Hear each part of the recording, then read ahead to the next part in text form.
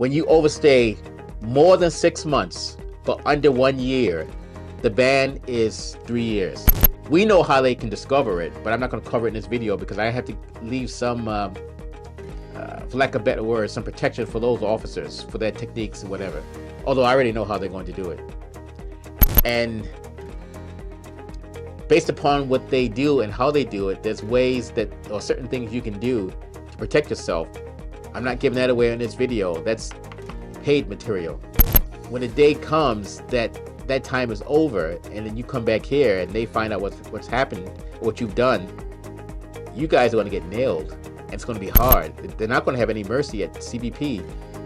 And when a certain person gets back into the White House, I won't say the name, but a certain person gets back in, which he likely will, you guys have better watch out, because that person is not going to have any mercy on overstays. Hey guys, you know what? We're going to do it again. And you say, well, Ken, what are we going to do again? Well, we're going to go over another topic. Today is going to be overstaying in the USA. Some of you guys are guilty of it. You know who you are. Ken Scott, Senior U.S. Immigration Law Intelligence Analyst for www.usentryWaiverServices.com, and let us get you sorted out proper so you can enter the USA. So like I said, guys, today's topic is going to be an overstay. Now, I don't know if you guys know what overstay means. It's kind of like back in the day, or for some of you guys in present day, how when the nightclub or bar closes, you hang out in the parking lot, hang out in front, whatever, and then you've overstayed your welcome. With the doorman are like, okay, guys, go, go, go. It's time to go. I did it in Estonia myself back in March 2024 when I was there. The nightclub closed down at Tartu, Estonia. And we were all outside just hanging out. All of a sudden we heard, whoop, whoop, whoop, whoop. I'm like, oh, time to go. I walked away. They stood there. And then next thing you know, the man in blue had a nice conversation with them, so to speak. Where was I? I was gone. I was ghost. Anyway, so overstaying in the USA. Now, guys, it's in the DHS regs or the manuals or the statutes that, just to keep it simple for you guys, because some of you guys, I don't want you guys to misunderstand this. The regs basically state that as a Canadian, you are allowed up to 6 months with officer approval. Let me say it again. You are allowed up to 6 months with officer approval. Now, for you guys who still does not understand what that means you can stay in the USA from 1 day up to 6 months with officer approval. He can let you stay in for 2 weeks. He or she can let you stay in for up to 6 months without a visa.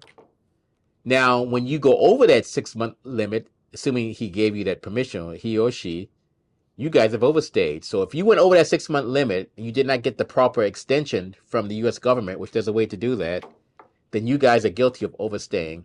The regulations state when you overstay more than 6 months, but under 1 year, the ban is 3 years.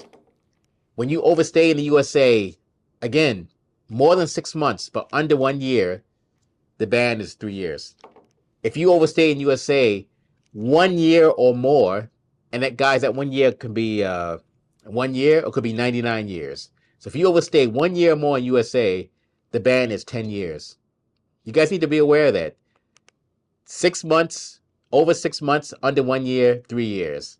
Over 1 year, 10-year ban. Now, guys, when you do that and you overstay, and I don't want to get too technical here because there's a lot of ins and outs to this stuff, you're not supposed to be in the USA for that period. I mean, yeah, you can do waivers, get a waive, etc., etc. That's fine. But I'm just keeping it simple for you guys. And a lot of you guys have a habit of, when you cross that border, you feel you can stay there in USA for as long as you want. You cannot do that. That's not allowed. You got to have permission to stay anything over that 6 month period, assuming you're allowed 6 months. So guys, remember, when you overstay the 1 year or more, it's a 10-year ban. And the thing is, we see that quite often. We don't really see the over 6 months, under 1 year as much. We see people who are there like 3, 4, 5, 8 years or more. And a lot of these people don't get caught.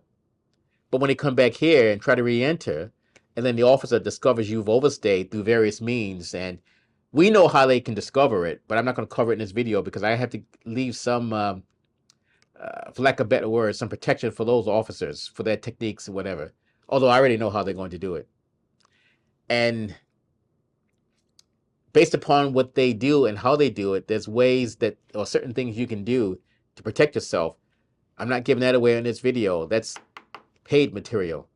So again, guys, 1 year or more, it's a 10-year ban. So now what happens is, guys, let's say you overstayed 4 years. So then you try to re-enter the U.S. and the officer finds out about it, and then he gives you what's called an expedited removal and 5-year ban. You say, okay, great. 5-year ban, after 5 years, I'm done. That's not necessarily the case. It depends. Sometimes that's true. Sometimes the ban could be for lifetime, but that kind of ties into misrepresentation. That's a whole different story. And then misrep could be tied into overstay. Like, for example, if you tell the officer, oh, I was only there 2.5 years when you were actually there 4. He finds out you were there 4. Well, guys, you just you went from a 10-year ban to a lifetime because he caught you in a false statement. And false statements, guys, misrepresentation, that was another video. They don't mess around with that. They're really, really strict about that. They can't stand misrepresentation. So you guys need to be aware of that. So just because you want to be cool and hang out there in Seattle and et cetera, or let's say if you're female and you got a boyfriend in Seattle and then you're rolling around in his Lambo and he's blasting his music, he's a music producer or whatever, or ball player, that's great. You can ride around party in LA and et cetera, and do all those kinds of things. But when the day comes that that time is over and then you come back here and they find out what's happened, what you've done, you guys are going to get nailed. And it's going to be hard. They're not going to have any mercy at CBP. And when a certain person gets back into the White House, I won't say the name, but a certain person gets back in, which he likely will, you guys had better watch out because that person is not going to have any mercy on overstays. And that's an understatement. So you guys can get away with it now for a little bit with whoever's in the office, right now, White House.